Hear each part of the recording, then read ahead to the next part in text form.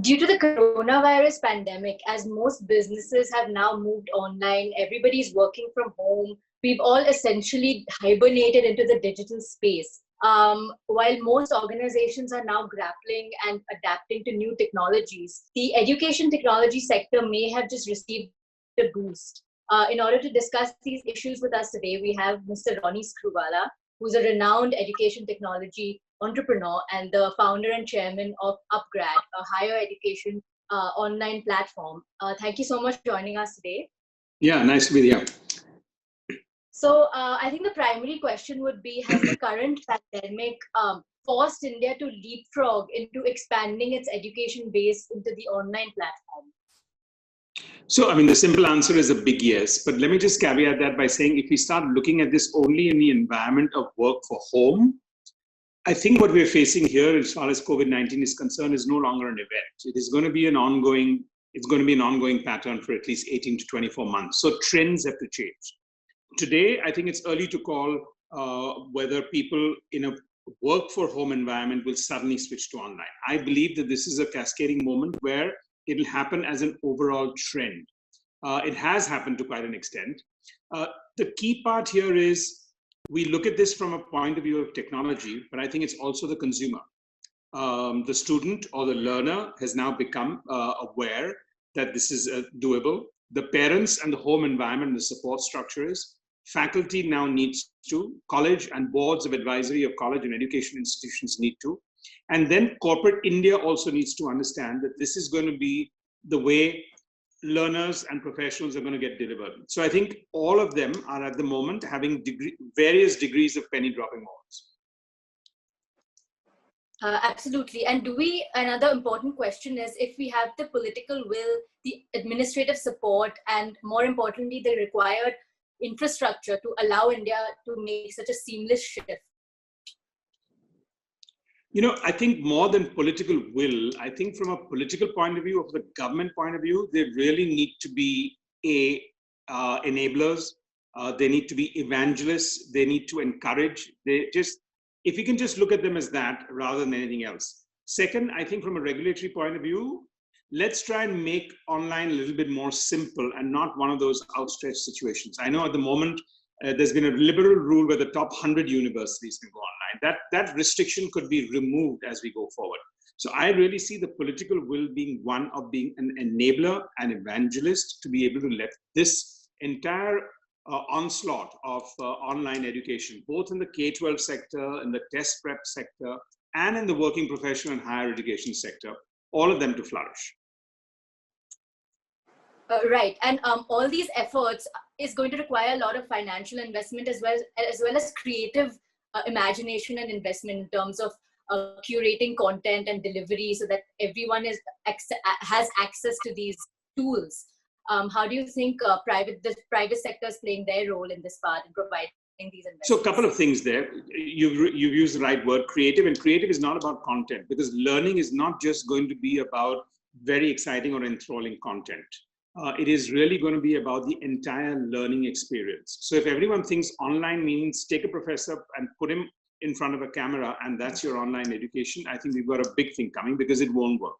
So the entire creativity and innovation in online education is the entire learning experience, of which content, making the lectures very interesting, the ability to now add technology to those lectures, because even when a professor is talking in a classroom, now you can have all the visual aids to be able to do that. So technology is going to augment the learning lesson of a professional. Second, faculty. We are in India lacking great faculty. So the ability for online to take the best of faculty for the best of courses for them is going to be very practical. Third, industry professionals, I think, are going to step in big time, because all of us are in some sense want to be teachers. And if you can see this impact going, it will make a big difference. So I think it's the learning experience that's going to make the entire difference. On your second point, I would say, let the private sector invest. Let the private sector invest. I don't think this is one where grants need to be done. Universities have done that. If the government is an enabler, I think the private sector will invest and will take it forward. And yes, it'll require a fair amount of investment, but not as much as what the new economics companies in the last 5 years have blown up either in e-commerce or whatever else. Much, much lesser, much more high impactful. And I think the private sector is fully capable of funding this. Right. You mentioned that one of the positives of this platform is that the best faculty will be brought on the platform and students can learn from them. But removing that critical human interface could also be a problem in terms of, might perhaps be a problem, as well as a problem in examination and quantifying learning outcomes. So how will the education space handle these issues? See, at upGrad, we don't see this as a problem at all. And firstly, I would not use the word removal because you're not removing. You're in fact actually giving them a lot more warmth. It's a lot more. Imagine a classroom of 150 people. Imagine the fact that backbenchers don't have the best attention as the front benchers have. Now, the technology platform allows you to augment the talk of the professor or the industry professional on one side. The peer-to-peer learning will be huge. In a classroom, you're normally listening in. Here, as you're listening into the lecture, peers or any student can actually pose a question, and any learner can. And there are peers who are replying to that before even the professor replies. So technology has become a huge enabler. So I think it's not about really removing, it's actually augmenting and adding to that, because the delivery will be much sharper and much higher. And coming last to your grading question. So in fact, actually grading is becoming today a lot more what I would call, with AI and artificial intelligence, we are already Uberizing the context of grading, because actually you've got people who are the best of graders who don't need to be at a particular venue, are doing all of that online and giving incredible feedback, which is both subjective and objective for each learner. You mentioned already that in the traditional classroom space, the backbenchers and slow learners, it's difficult for them to keep up with teaching. So can you elaborate more on how the online platform will kind of help these slow learners and augment the learning facilities? It will change the landscape for all slow learners, because there is no such thing as slow learner. The learning experience involves counselors that are keeping in tab with about 100 to 150 students. So at upGrad, for example, we have a counselor for every 100 to 300 students, depending on the complexity of the course. Their job is as little as, hey, you didn't log on today, or you didn't complete your assignment this week. So we are finding, for example, when people graduate out of offline universities, you normally remember your one or two professors and feel they made the difference to me. Today, we're getting more compliments on our counselors and mentors who have held their hands during the 11-month course. So I think that's really the change that's going to happen. Absolutely. And do you feel India has the correct internet penetration to account for the immense amount of digital poverty that we have in the country? Do you feel that there will be any exclusion in terms of who can access these learning tools, online learning tools, and who can't? See, in telecom and bandwidth now, we are one of the lowest, if not the lowest ARPU country in the world to be able to gather as much data. It is true that in the absolute tier 4 and 5 cities, you may have some or certain issues. If you want to take this rural today, it would be a bit of a challenge, especially in the way you want to learn, which is a very interactive process. If it's a one-way process, you might as well put it on YouTube or do a TED Talk, but that's not what education learning is about. So I think in most of the cities today, and we have our learners coming from about 70 different cities in India, outside of about 10% of our students come internationally.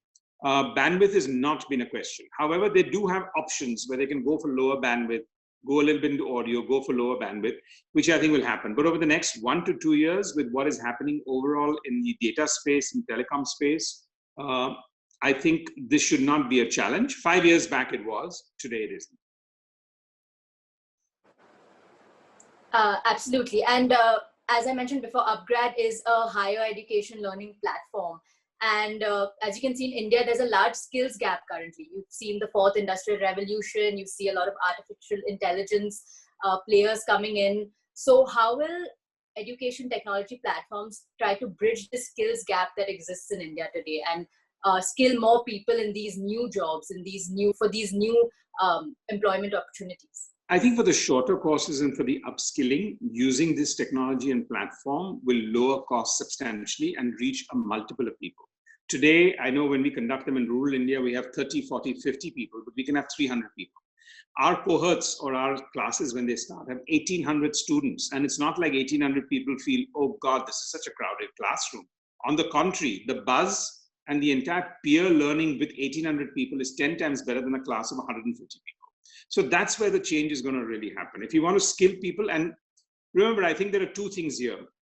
When we skill people, we only focus on the skilling, which I think online will solve because of cost and its plurality.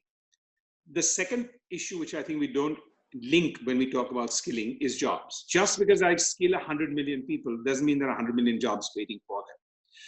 So, and I think the biggest challenge there is our soft skills in India. So we do have a skilling issue, but we also have an issue of soft skills and understanding and being interview ready in some form.